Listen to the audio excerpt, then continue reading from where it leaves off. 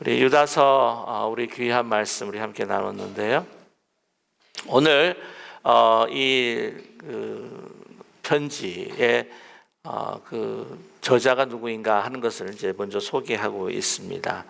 오늘 1절 말씀을 보게 되면은 예수 그리스도의 종이다라고 그렇게 이야기를 하고요. 야곱의 형제인 유다라라고 자신을 이제 소개를 하고 있습니다. 여기 그 야고보의 형제 유다 했을 때 야고보는 분명히 야고보서의 그 기자였던 예루살렘의 초대교회 감독이었던 야고보 감독이었을 것입니다. 그의 그 형제 그 유다죠. 그러니까 예수님의 형제이기도 합니다. 그럼에도 불구하고 오늘 자신을 뭐라고 소개하냐면은 예수 그리스도의 종이다라고 이렇게 이야기하고 있습니다. 예수님께서 자기의 그 육신의 형이었다라고 생각했을 때 자기를 소개할 때 당당하게 나는 예수 그리스도의 형제다. 예수 그리스도께서 제 형님이었습니다. 라고 아주 자랑스럽게 이야기하지 않겠습니까? 근데 그러지 않았다고 하는 것이죠. 그분은 이제 형제, 혈육의 고육을 떠나서 정말 모든 인류의 나의 구주가 되셨다라고 하는 겸허한 마음으로 자기를 종으로 묘사하고 있습니다. 이 종이라고 하는 것은 아시겠지만은 여기서 둘로스라고 하는 헬라 말이 있죠. 가라 하면 가고 또 서라 하면 서고 그 주인의 그 말이 바로 자기의 생명이 되는 그러한 존재입니다. 그러면서 야곱의 형제 유다다라고 이렇게 말하고 있고요. 그래서 하나님 아버지 안에서 사랑을 얻고 또한 그리스도를 위하여서 지킴을 받는 그리스도께서 지키는 너희들을 위하여서 편지를 한다라고 이렇게 이야기를 합니다. 자, 그런데 이 그 유다서는요 다른 어떤 특별한 교회를 향한 그 서신이라기보다는 일반적으로 그 초대교회 여러 초대교회에 보내는 그러한 편지라서 공동 서신이다, 일반 서신이다라고 이렇게 말하고 있습니다. 그런데 오늘 3절 말씀을 보게 되면은요, 그가 편지를 쓰려고 했을 때의 본래 목적이 있었는데, 그러나 지금 그 초대교회 그 상황이 너무 긴박하고 급박한 그러한 처지와 상황에 있어서 자기 편지의 내용을 바꿔서 너희들에게 전달한다라고 이야기하고 있습니다. 그 본래 생각은 뭐냐면은요, 3절에 보면 사랑하는 자들아 우리가 일반으로 받은 구원에 관하여 내가 너에게 편지하려는 생각이 간절하던 차에라고 이렇게 이야기하고 있죠. 그래서 일반적인 그 복음, 일반으로 받은 그 구원에 대하여서 쓰기를 원했다. 예를 든다고 한다면 이제 바울이 그 로마 교회에서 그 여러 가지 문제도 있었지만은 그러나 그들이 먼저 복음에 대한 것을 정확하게 들어야 될 것이다라고 하는 심정을 가지고 또한 그 로마서를 썼지 않았습니까? 그래서 그 복음에 대한 그 원리, 일반적인 원리를 이렇게 소개하는 것처럼 이 다른 그 교회들에게도 그러한 복음의 일반적인 그러한 교리와 진리를 내가 써야겠다라고 이렇게 생각하고 있었는데 그 편지의 내용을 바꿨다고 하는 것이죠. 그 하반절에 보시게 되면은 단번에 주신 믿음의 도를 위하여 힘써 싸우라는 편지를 너에게 권하여야 할 필요를 느꼈다라고 이렇게 이야기를 하고 있습니다. 너에게 베풀어 주신 정말 once for all 예수 그리스도의 십자가의 죽음으로 인해서 우리 온 인류를 구원하시고 그 믿음으로 우리가 구원을 얻게 된다고 하는 그것을 너희들에게 주신 그 주님께 받은 그 아름다운 그 믿음을 그 믿음의 도를 어떻게 하라고요? 힘써 싸우기 위해서 내가 이 편지를 쓴다라고 이렇게 말씀하고 있습니다. 바로 그 어떤 상황이었냐 하면 이제 4절에 보게 되면 이미 가만히 들어온 사람 몇 명이 있다라고 이렇게 이야기하는데 여기 보게 되면 이제 베드로후서 2장에도 이런 비슷한 표현이 나옵니다. 사실은 유다서 1장은요, 이 유다서는 그 베드로후서의 2장과 매우 그 내용이 흡사합니다. 그렇기 때문에 그 성경학자들이 베드로후서의 기자가 이 유다서를 보고 많이 인용을 한 것인가, 아니면 유다서가 또한 이 베드로후서를 보고 이제 인용한 것인가라고 하는 것이 이제 옥신각신해요.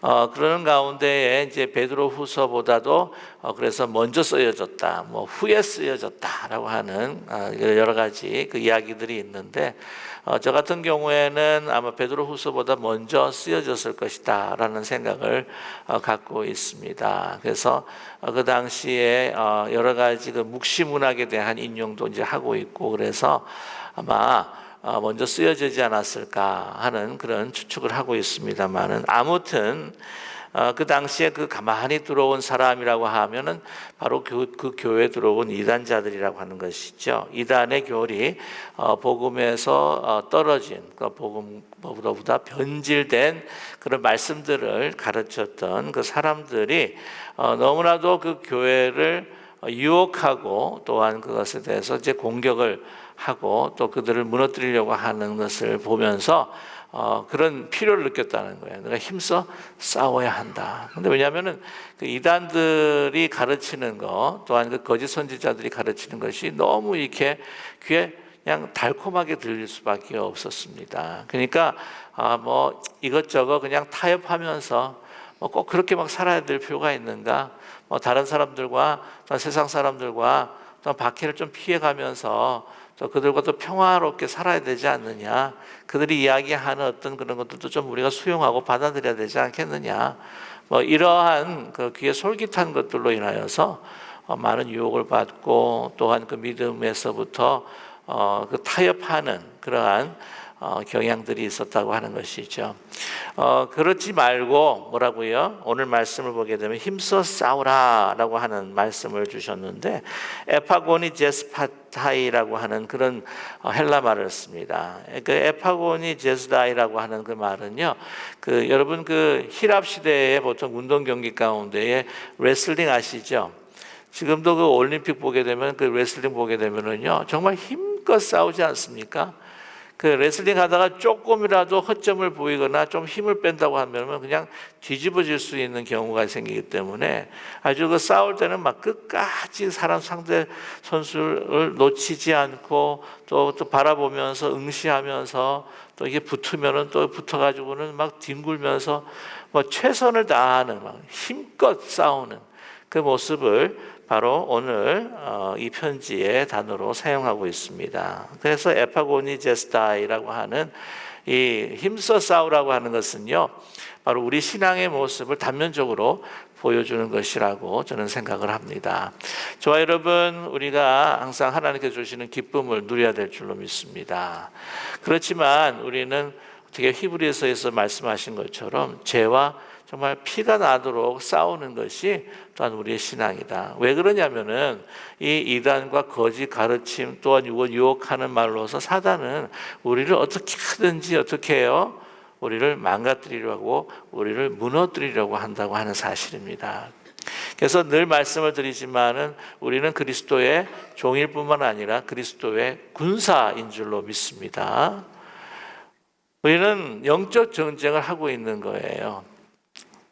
그 가운데 우리가 기뻐할 수 있는 것은 그리스도 예수께서 우리의 대장 되어 주셔서 우리와 함께 하신다라고 하는 그 분명한 믿음을 가지고, 그 복음의 진리를 붙들고 우리가 싸워 나갈 때에 우리가 함께 전우로서 또한 그 기쁨을 누리고, 또한 우리가 함께 싸우는 군사로서 전우회를 느낄 뿐만이 아니라, 또 그 싸움에서 우리가 하나 될 때에 하나님 앞에 영광을 돌리는 가운데 기쁨을 누리게 된다고 하는 것입니다.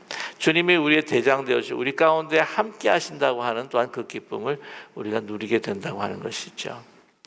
가끔은요, 우리가 행동할 때 보게 되면 우리가 적군인지 어떤 때는 아군인지 그 이중첩자가 막 될 때도 있고, 그게 아니라 타협하지 않는, 정말 하나님께서 주시는 그 순수한 복음과 믿음을 가지고 우리가 영적인 전쟁에 우리는 전우요, 우리는 함께 나가야 할 군사다라고 하는 그러한 그 연합의 그 스피릿을 통해서 우리 함께 늘 승리하시고 또 기쁨을 누릴 수 있는 우리 모두가 되기를 간절히 소망합니다. 그래서 우리 2019년도에도요, 우리는 영적 전쟁을 벌여야만 합니다. 끝까지 싸워야 하는 거죠. 포기하지 않고 끝까지 싸우는 자에게 하나님께서는 분명히 그 최종의 승리를 주실 줄로 믿습니다. 그래서 오늘 말씀 보게 되면은요, 그 4절에 가만히 들어온 사람 몇 명이 있다라고 이렇게 이야기를 하고 있는데요. 그들이 하고 있는 일에 대해서 보편적으로 설명을 하고 있습니다. 뭐냐면은요, 경건하지 않는다라고 이렇게 이야기합니다. 이 경건하다고 하는 것은 하나님의 거룩함을 덧입고자 함이 아니다라고 하는 이야기죠. 그런데 어떤 그 모습으로 경건함을 추구하지 않는 사람들인가 하는 것을 보게 되면 하나님의 은혜를 어떻게 무엇으로 바꾼다고 했습니까? 방탕으로 바꾼다, 방임으로 바꾼다라고 이야기하는 것이죠. 두 번째는 뭐냐면은 홀로 하나이신 주제 곧 우리 예수 그리스도를 부인한다라고 하는 것입니다. 어떤 것일까 하는 생각을 갖게 됩니다. 우리가 우리 현대 사회에 있어서도요, 우리가 경건하고 거룩함보다는 우리가 예수 그리스도를 통해서 내가 바라고 원하는 것들을 얻는 행복을 우리가 얻고자 하는 때가 참 많은 것 같아요. 늘 말씀을 드리지만 우리가 추구해야 될 것은 행복이 아니라 바로 거룩함이다라고 하는 것이죠. 우리 자녀들도 행복하기를 원합니다라고 우리 항상 늘 아비와 어미 된 자로서 부모 된 자로서 생각하고 있지만 바라고 있지만 그거보다는 우리 아이들이 정직하고 정말 하나님 앞에 그 사랑받는 그리고 그 거룩함으로 다른 사람들에게 은혜와 사랑을 나눌 수 있는 그러한 거룩한 하나님의 백성과 자녀로서 살아가기를 원합니다라고 하는 것이 우리 바람이 돼야 되겠죠. 근데 그 거룩함을 보다는 우리의 개인적인 어떤 편안함과 안녕을 우리가 더 추구할 때가 사실은 많지 않습니까? 그러다 보니까 하나님의 은혜를 어떻게 해요? 도리어 방탕한 것으로 바꾼다. 그냥 하나님의 은혜다, 은혜. 그러니까 하나님의 사랑만 계속 강조하다 보니까 공의는 사라지고 진리와 정직은 사라져 버리면서 우리는 너무나도 하나님의 은혜 하다 보니까 정말 우리 지금 이 시대, 그때 당시뿐만이 아니라 지금 이 시대도요, 우리가 그 로마서도 필요하지만 야고보서도 필요하다는 것이지 않았습니까? 야고보서를 보게 되면 야고보가 누구였다고 그랬죠? 이 유다의 형님이었습니다. 그러니까 그 믿음의 그 실체라고 하는 것이 바로 우리의 삶으로 나타나야 한다. 이 행동이 없는 그 신앙이라고 하는 것은 어떻게 몸 없는 영혼이나 마찬가지다. 그것이 어떻게 온전한 우리의 삶이라고 이야기할 수가 있겠는가라고 이렇게 이야기하는데 아마 이 형제 야고보에게 영향도 아마 받았을 거라는 생각이 들어요. 그때뿐만이 아니라 그때는 영지주의라고 하는 그런 이단이 있었다고 제가 말씀을 드렸죠. 그래서 영지주의라고 하는 것은 내 영혼이 내가 지식이 복음에 대한 것에 대한 것을 가지고 있다고 한다면 내 이원론적으로 몸이 그냥 아무 일을 한다고 할지라도 죄를 범하고 그냥 다른 하나님께서 원치 않는 일을 한다고 할지라도 이거는 뭐 죽을 몸이니까 썩어질 몸이니까 괜찮다라고 하는 그런 이분적인 그 신앙을 가지고 있었다고 하는 것이죠. 그렇기 때문에 막 방탕하고 방임을 삶의 그 방임을 가지고 살아갈 수 있다고 하는 것이었습니다. 그러니까 아니라고 하는 것이죠. 뿐만이 아니라 또 보게 되면은 그러기에 우리 주 예수 그리스도를 부인한다라고 이렇게 이야기를 합니다. 현대 사회에서 예수 그리스도를 그러니까 부인하는 우리 신앙이라는 것이 어떤 것일까 생각해 보게 되면은요. 요즘에 우리 교회도 그렇고 우리 교계에 다원론주의적인 어떤 신앙들이 꽤 많이 팽배해져 가고 있는 것 같아요. 그게 뭡니까? 다른 종교에도 뭐 구원이 있다라고 하는 이야기를 하지 않습니까? 그래서 우리가 다른 종교와 관계를 가지고 살아가는 거 뭐 싸우지는 않아야겠죠. 그러나 우리가 그들과 함께 평화를 누리고 살아가지만은 분명한 믿음, 오직 예수 그리스도 안에서 그만이 우리의 구주요, 예수 그리스도만이 우리의 구원의 길이다라고 하는 것은 우리가 잊지 말고 놓치지 말고 그것을 확신하며 믿고 살아가야 될 줄로 믿습니다. 근데 사랑이라고 하는 그러한 그 울타리 안에요, 모든 종교들도 막 수용해 갈 뿐만 아니라 요즘은 뭐까지 수용하고 있습니까? 동성애까지도 다 이게 동성애자를 미워하자는 게 아니에요. 우리 기독교가 사실은 동성애자들을 갖다 박해한 것도 사실이에요. 그런 잘못도 있어요.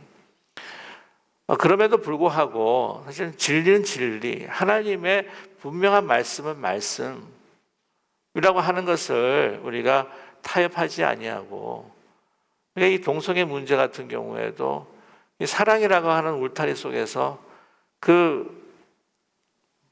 그것을 죄가 아닌 것처럼 받아들일 수 없다고 하는 사실입니다. 분명히 해야 되는데 이런 부분에 있어서 우리 교회 안에서에도 어떻게 해요?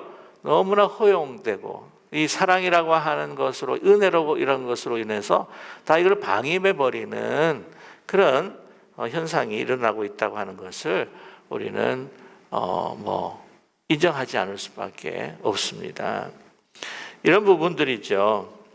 근데 오늘 그 4절에도 이제 말씀을 보게 되면은요, 그 가만히 들어온 사람들, 그 옛적부터 판결을 받기로 미리 기록된 자들이다라고 이렇게 이야기한 것은 이러한 행위들을 하고 또한 이 믿음에서 떨어지게 되면은요, 심판받을 수밖에 없다라고 하는 것을 우리에게 말씀해 주고 있습니다. 그래서 보면 이 5절에서부터 보면은요, 이 구약에서 하나님께서 어떻게 행하셨는가, 이 교회 공동체처럼 이스라엘 공동체 안에 있어서도 또한 믿음으로 살아갔던 사람이 있냐 하면은 또한 믿지 않음으로 인해서 또한 심판받았던 사람들의 이야기들을 우리에게 말씀해 주고 있습니다. 과거에 하나님께서 이스라엘 백성들에게 어떻게 행하셨는가, 그것을 통해서 우리는 그 과거의 교훈을 통해서 우리 자신을 다시 한번 돌아봐야 될 필요가 있다라고 말씀하고 계시죠. 오늘 보시게 되면은요, 5절에 보게 되면은 이렇게 이야기합니다.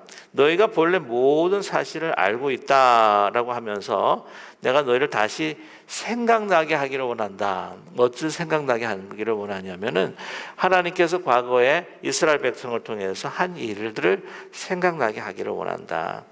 보시게 되면은요, 백성을 5절인 말씀에 보면 애굽에서 구원하여 내시고 후에 믿지 않은 자들을 어떻게 해요? 멸하셨다라고 이렇게 말씀하고 있지 않습니까? 그러니까 이스라엘 그 백성들 안에도요, 구원받을 자도 있었지만은 그러나 구원받지 못할 자도 있었다라고 하는 것을 너희가 분명히 알아야 한다고 하는 것이죠. 우리 교회 안에도 그렇습니다. 여러분, 안타까운 사실은요, 우리 교회 생활을 한다고 할지라도요, 구원받는 사람이 있을 거고 구원받지 못하는 사람이 있다고 하는 것입니다. 그 유다서에서 보게 되면 맨 마지막에 보면 구원받지 못할 사람들을 어떻게 하면 구원받을 수 있도록 또한 인도할 뿐만이 아니라 그들을 긍휼히 여겨라 라고 이렇게 말씀하고 있지 않습니까? 그래서 정말 이 구원이라고 하는 것을 정말 떨리는 마음으로 이루어야 될 필요가 있다고 하는 것을 우리에게 말씀해 주고 계시는데, 아시겠지만 이 구원이 단계가 있지 않습니까? 우리가 하나님의 백성과 자녀로 일컬음을 받는 칭의의 단계가 있는가 하면 이 성화의 단계, 예수 그리스도의 그 모습을 닮아가며 장성한 분량에 이를 수 있도록 우리가 성숙해가는 과정을 통해서 우리의 구원은 마지막 예수께서 재림하실 때에 영화의 모습으로 우리가 부활한 모습으로 매듭지어지는 것이 바로 구원이지 않습니까? 우리 성화의 이 과정이 우리에게 꼭 필요하다고 하는 사실이죠. 그렇기 때문에 우리가 하나님의 은혜로서 모든 것들이 다 이루어졌다고 해서 우리 성화의 과정을 무시해 보여서는 결코 안 된다고 하는 것을 말씀해 주고 있습니다. 그리고 이 성화의 과정은 내가 얼마나 오랫동안 신앙생활을 했는가의 기준이 되는 것이 아니에요. 현재 나의 믿음의 그 자리가 어디에 있는가 하는 것이 더 중요하다고 하는 것. 그래서 믿음은 제가 늘 말씀을 드리지만 faith is a verb. 믿음이라고 하는 것은 동사형일 뿐만 아니라 faith is present. 이 믿음이라고 하는 것은 어떤 형이다? 현재형. 예. 오늘 7절의 말씀을 6절의 말씀을 봐도요. 보면 또 자기의 지위를 지키지 아니하고 자기 처소를 떠난 천사들 큰 날의 심판까지 영원한 결박의 흑암에 가두셨다라고 하는 말씀을 보게 되면 여러분이 잘 아시는 그 루시퍼, 가장 하나님께서 아름답게 만드셨다라고 하는 그 루시퍼가 자기의 어떤 지위를 모르고 위치를 알지 못하고 하나님 앞에 대적하며 교만함으로 인하여서 어떻게 됐다고요? 사단이 되었다고 하는 것이죠.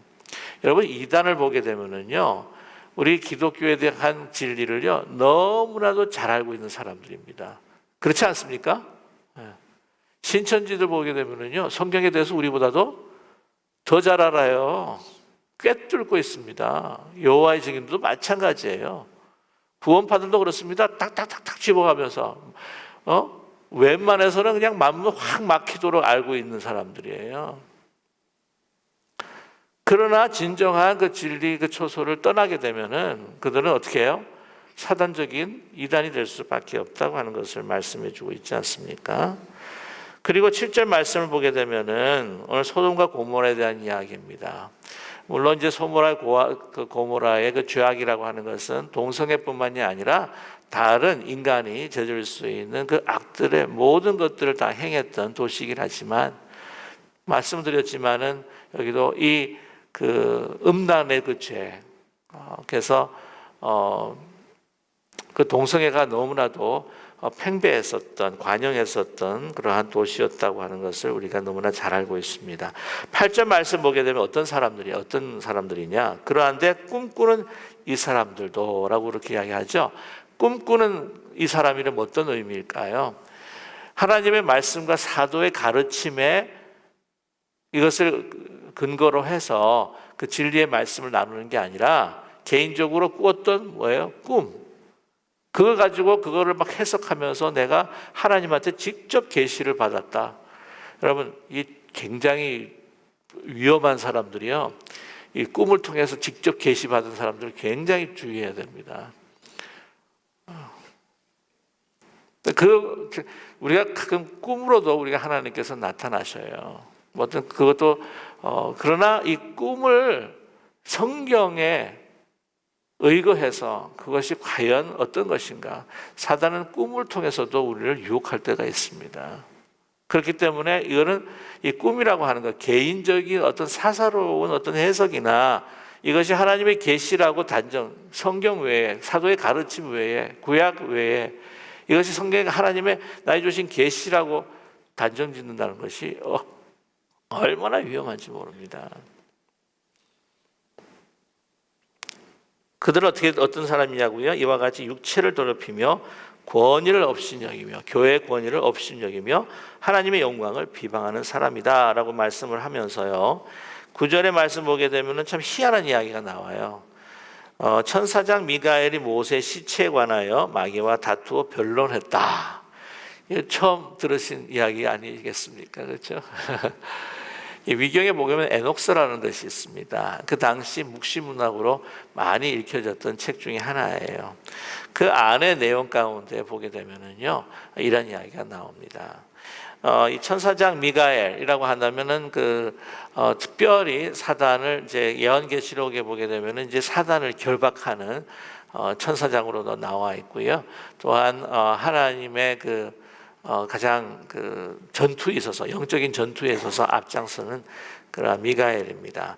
근데 어떤 경우냐면은요, 이 모세의 그 시체, 그러니까 모세가 살인자다라고 이렇게 보면은 여러 가지 모세의 이야기들 가운데에서 애굽 사람 죽이고 이런 행동을 통해서 이 사단이 정죄를 해요. 이거 살인자다. 그렇기 때문에 하나님 곁으로 갈 수가 없다라고 하는 옥신각신하는 디베이트가 있습니다. 그런데 이 미가엘하고 이제 그 변론을 하는데 무슨 이야기하면 비방하는 판결을 내리지 못하고 누가 판결을 내리지 못해요? 천사장 미가엘이 판결을 내리지 않습니다. 판결을 내리지 않고 누구한테 맡겨요? 하나님한테 맡기는 거예요. 그게 내리지 못하고 하나님 앞에 맡겨요. 그래서 주께서 너를 꾸짖으시기를 원하노라 하였거늘 이제 그 사람이 무엇이든지 알지 못하는 것을 비방한다. 자기가 이해할 수도 없고 자기가 잘 모르는 부분들에 있어서 막 다른 사람들을 또한 교회에 대해서 막 비방을 하는, 이건 이렇고 저건 저렇고 막, 아니 하나님한테 미가엘도 하나님한테 모든 것들을 맡겼다고 할 정도인데 우리가 성도가 어떻게 그렇게 할 수가 있느냐, 너희들이 어떻게 그렇게 할 수가 있느냐. 그래서 이 결론적으로 뭘 말씀을 하냐면은 이 모든 최종적인 어떤 심판과 판단이라고 하는 것은 누구한테 맡겨야 된다? 하나님한테 맡겨야 된다. 성도들을 비방하지 않아야 한다라고 하는 것을 우리에게 말씀해 주고 있습니다. 예수님께서도 말씀하셨죠. 산상수훈을 통해서 비판하지 말라라고 그렇게 이야기하지 않습니까? 비판이라고 하는 것은 우리의 몫이 아니라 누구의 몫이다? 바로 하나님의 몫이라고 하는 것을 우리에게 분명히 말씀하고 있습니다. 그들은 이성 없는 짐승 같아서 본능으로 그것을 행하고 또한 멸망할 수밖에 없다. 모든 것들을 감성적으로, 자기의 어떤 본능적으로, 자기 중심적으로 모든 것들을 보고 받아들이고 해석하는 그러한 사람들이다라고 하는 것을 우리에게 말씀하고 있습니다. 자, 이렇게 이야기할 때에 저와 여러분, 이단을 가르치는 사람들, 가만히 들어온 그 사람들이 이렇다고만 우리가 이해할 것이 아니라 우리는 다 우리의 삶 속에서 저와 여러분 솔직히 말씀을 드리면은요, 이런 이단적인 요소를 가지고 살아가는 사람 존재라는 거예요. 특별히 목회자도 그래요. 목회자도. 그리고 우리 성도님들도 이 한 해를 지나가면서 오늘 쭉 말씀을 돌아보면서 참 듣기 어떤 때는 거북하고 받아들이고 싶지 않고, 그러나 항상 성경이라고 하는 것은 내 모습을 비추는 거울과 같은 말씀이라고 그렇게 이야기하지 않습니까? 이런 부분들이 나에게는 없는 것인지 정말 다시 한번 돌아볼 수 있는 오늘 이 시간, 이 기회가 되기를 간절히 원합니다. 보세요. 11절 보시게 되면 가인에 대한 이야기를 합니다. 시기와 질투로 인해서 아벨을 죽였잖아요. 보면은 발람에 대한 이야기를 합니다. 그 발락이라고 하는 그 왕의 그 사주를 받고 어떻게 해요? 그 더러운 이익을 취해서 이스라엘을 저주하려고 했지 않았습니까? 그러니까 이러한 금전적인 이익과 자기의 어떤 이익을 위해서 내가 하나님의 그 길을 거역하고 살아가는 것은 아닐까.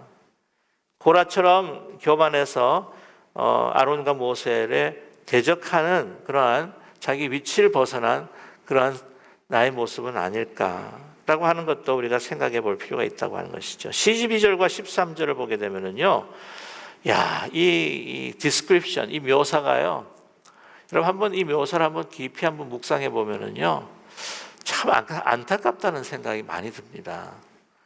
오늘 보시면 12절에 그들은 기탄 없이 너희와 함께 먹으니, 아무런 서스름 없이 이렇게 먹는 거예요. 아주 거룩하고 신실한 자처럼 너희의 애찬을 하는데, 여러분 애찬이라고 하는 건 성찬 말고 함께 항상 같이 이렇게 나누는, 그래서 저희가 그 예배 1부, 2부, 3부 예배 드리고 나온 다음에 먹는 그 양식을 애찬이라고 그렇게 이야기하지 않습니까? 그죠? 그러는 가운데에 함께 먹는데 식탁에서 같이 둘러서 같이 먹는 식탁 공동체인데 보면은요, 암초요. 자, 12절 보면 자기 몸만 어떻게 해요? 기르는 목자다. 자기 몸만 기르다고 하니까 이제 막 먹어가지고 이렇게 되는, 김정은처럼 되는 거 이런 게 아니고, 몸만 기른다. 자기 몸만 기른다. 자기의 유익만을 취한다는 그러한 의미입니다. 그런 목자라고 하는 것이죠. 그런 교사요, 또한 그 가르치는 사람이다라고 이야기를 하고 있습니다. 바람에 불려가는 뭐예요? 물 없는 구름. 구름이, 이 팔레스타인은 얼마나 물이 귀한지 모르는데 물이 없는 구름이에요. 그러면 구름만 딱 떴다면 사람들이 어떻게 생각합니까?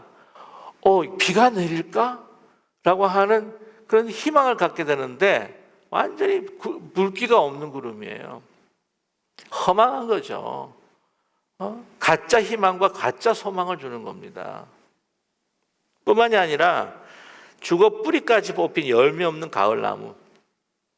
비가 오지 않아서 완전히 말라 비틀어져 있는데 완전 뿌리까지 이제 다 죽어가지고 이렇게 뒤집어져 버린, 이제 그 뿌리가 아무런 힘이 없는 그런 모습. 자기만을 위하는 목자, 그리고 아무 열매 없는, 그냥 결실이 없는 죽어버리는 나무의 모습. 뿐만이 아니라 13절 보시게 되면요, 자기의 수치에 거품을 품는 바다의 거친 물결. 여러분, 그 바다 파도 칠 때 보면은 막 그 바닷가에 파도가 탁 치면서 거품들이 막 쫙 하고 일어나죠. 이거 상상이 되십니까? 네. 근데 그 거품인데 어떤 거품이냐면 막 자기 수치에 막 거품이에요. 자기 이렇게 수치스러운데 그것도 모르고 그냥 막 그냥 거품이에요. 거품, 허영, 거품. 사람들이 보면 다 알 수 있는 어떤 그런 자기의 어떤 그런 부족한 모습들을 그냥 드러내놓는. 그 다음에 보면 영원히 예비된 깜깜한 흑암에 돌아갈 유리하는 별.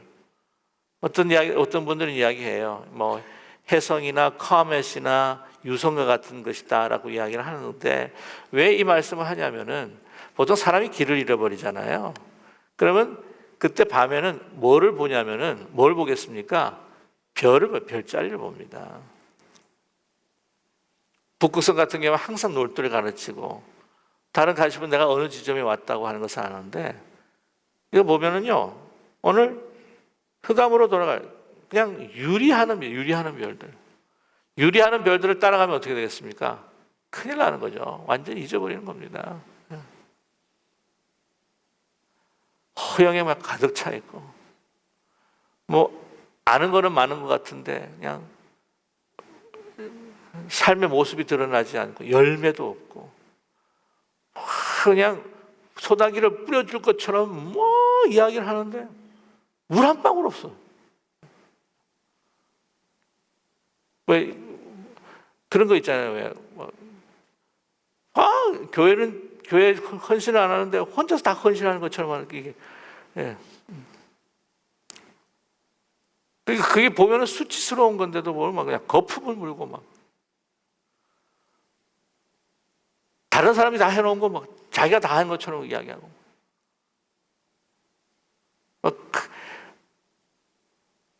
모든 공동체가 다 있어요. 그런 분들은. 예. 그런 모습이 아닌가. 저와 여러분, 우리 자신을 본다는 거죠. 목회자? 요즘 지금 현재 그 교회들 가운데에서도 목회자들도 얼마나 많은 참 손가락질을 받습니까? 또 성도들도 마찬가지지 않아요? 내가 얼마나 목회 생활을 오래 했느냐. 사실 그것도 문제가 아니에요. 내가 신앙생활을 얼마나 오래 했느냐. 문제가 아니에요.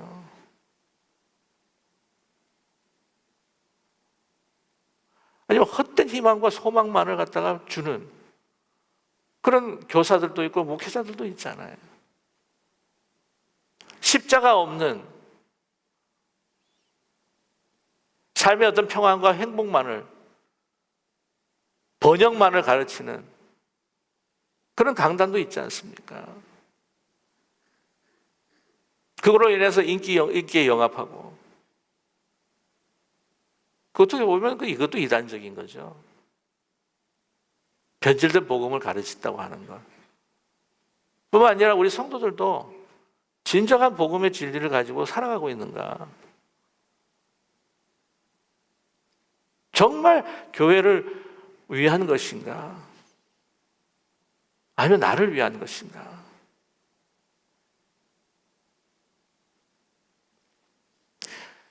라고 하는 것들을 우리가 다시 한번 살펴볼 수 있는, 또한 이 말씀들이 되기를 간절히 원합니다. 우리 자신을 보자는 거죠. 다른 사람이 아니에요. 16절에 그들에 대한 이야기를 합니다. 이 사람들은 원망하는 자며 불만을 토하는 자며 정욕대로 행하는 자라. 그 입으로 자랑하는 말을 하며 이익을 위하여 아첨하느니라. 그러면서 17절에 말씀합니다. 너무나도 그 플레인하고 너무나도 투명하게 제가 더 이상 설명할 필요 없이 그냥 유다는 이렇게 우리에게 경고하고 말씀하고 있지 않습니까? 이단을 가르치는 사람뿐만이 아니에요. 우리의 모습 16절을 보면서 우리가 그런 사람들은 아니었는가?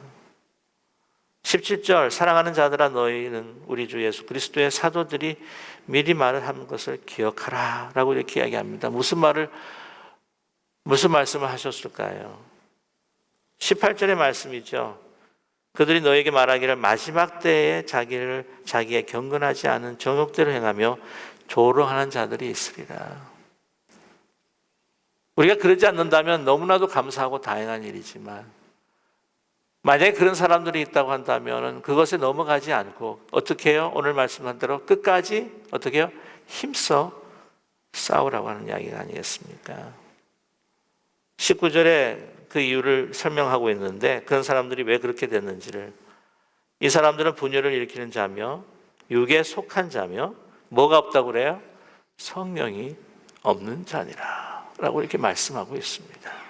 그렇습니다. 저와 여러분 그리스도의 가장 중요한 그 핵심은 무엇입니까?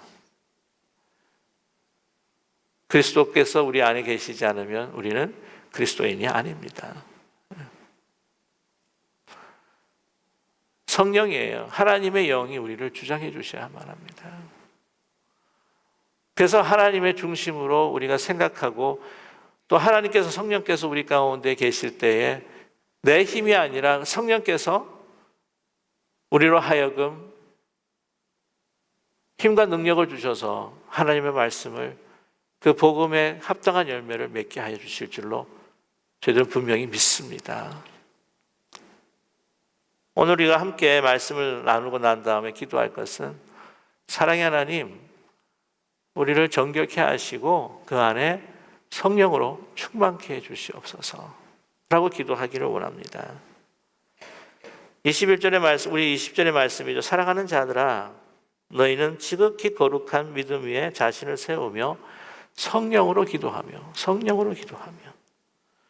21절에 하나님의 사랑 안에서 자신을 지키며 영생에 이르도록 우리 주 예수 그리스도의 긍휼을 기다리라 라고 말씀하고 있습니다. 그리고 그 받은 그 긍휼로 어떻게 해요? 의심하는 자들을 긍휼히 여기고 그들을 어떻게 하든지 하나님 앞에 바로 세울 수 있도록 너희들이 함께 해달라고 하는 부탁의 말씀을 주고 계십니다. 저와 여러분 23절의 말씀에 또 어떤 자를 불에서 끌어내어 구원하라. 또 어떤 자를 그 육체로 더럽힌 옷까지 미워하되 두려움으로 긍휼히 여기라. 그 사람들을 긍휼히 여기되 어떻게 해요? 우리가 자칫 잘못하면 우리도 그들 가운데에 들어갈 수도 있는 것이기에 조금이라도 이런 부분들이 있으면은 너희들이 그것을 경계하고 어떻게 하든지 주시는 그 복음을 붙들고 성령 안에서 우리뿐만 아니라 또한 그들을 위해서 우리가 함께 기도하면서 주신 그 삶을 또 주님 앞에 드릴 수 있도록 우리에게 부탁하시는 우리 귀한 말씀입니다. 저와 여러분 오늘 이 시간 2018년도 이제 마지막 지나가는데 마지막 토요일입니다. 우리 자신을 한번 돌아보면서 오늘 이 말씀 가운데 그런 것들이 있었다고 한다면 다 씻어주시고 우리를 새로 2019년도를 맞이하는 기 전에 우리를 먼저 성령 충만케 하시며 우리를 주의 것으로 삼아 주시옵소서. 우리가 함께 기도하는 우리 모두가 되기를 원합니다.